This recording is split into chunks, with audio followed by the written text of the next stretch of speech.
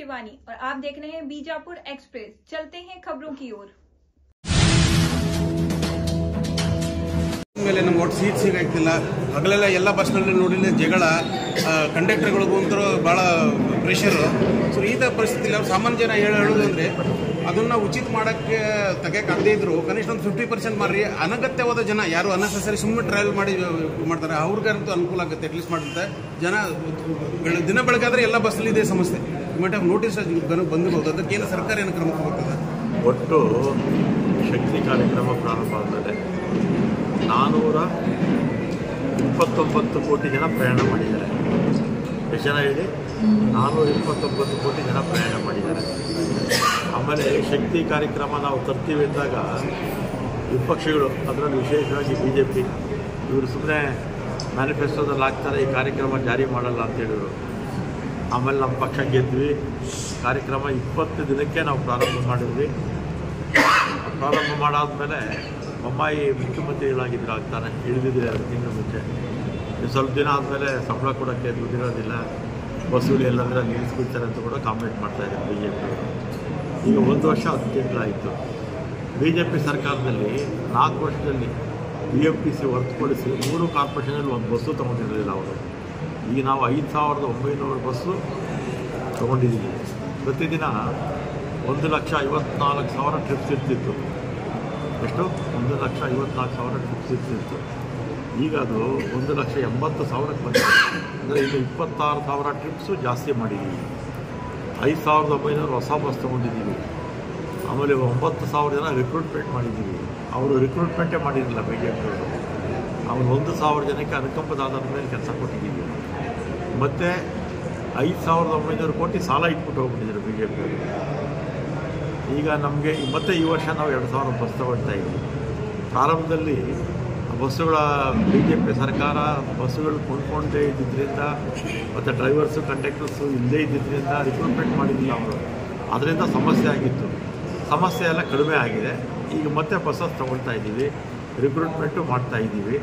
ಸಮಸ್ಯೆಗಳು ಎಷ್ಟು ಸಾಧ್ಯ ಆದರೆ ಅಷ್ಟು ಕೂಡ ಕಡಿಮೆ ಮಾಡೋಕ್ಕೆ ಪ್ರಯತ್ನ.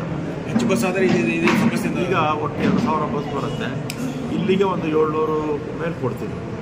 700 ಬಿಜಾಪುರ ಜಿಲ್ಲೆಗೆ. ವಿಶೇಷವಾಗಿ ಈ ಭಾಗಕ್ಕೆ ಕಲ್ಯಾಣ ಸೊ ಈ ಭಾಗಕ್ಕೆ ಹಳೆ ಬಸ್ಗಳನ್ನ ಓಡಿಸಲಾಗ್ತದೆ ಅಂತ ನಾವು ಎಲ್ಲ ಸ್ವಾಯತ್ತ ಸಂಸ್ಥೆಗಳಾಗಿದೆ. ಎಲ್ಲ ಕಾರ್ಪೊರೇಷನ್ ಸ್ವಾಯತ್ತ ಸಂಸ್ಥೆಗಳು. ಹಳೆಯದು ಹೊಸದು ಅನ್ನೋ ಪ್ರಶ್ನೆನೇ ಬರೋಲ್ಲ. ಅದೇ ಪರ್ಚೇಸ್ ಮಾಡೋದು ಅವರೇ, ರಿಕ್ರೂಟ್ಮೆಂಟು ಅವರೇ ಮಾಡ್ಕೊಳ್ತಾರೆ. 4 ಕಾರ್ಪೊರೇಷನ್ ಎಲ್ಲ ಇಂಡಿಪೆಂಡೆಂಟ್. ಈಗ ನಾನು ಬಂದಮೇಲೆ ಎಲ್ಲ ಇಂಡಿಪೆಂಡೆಂಟ್ ಮಾಡೋದು. ನಾನಿದ್ದಾಗ ಯಾವಾಗಲೂ ಹಿಂದೆ ಇದ್ದಾಗಲೂ ಹಳೆ ಬಸ್ ಯಾರಿಗೂ ಕೊಟ್ಟಿಲ್ಲ, ಈಗಲೂ ಕೊಟ್ಟಿಲ್ಲ. ಮಧ್ಯದಲ್ಲಿ BJP ಇದ್ರಲ್ಲ ಅವರು ಕೊಟ್ಟಿದ್ದಾರೆ. ಸರ್ ರೇಟ್ ಬಗ್ಗೆ ಹೇಳ್ತಾರೆ ಅವರು ಒಂದು ಗಮನ ತಂದರು.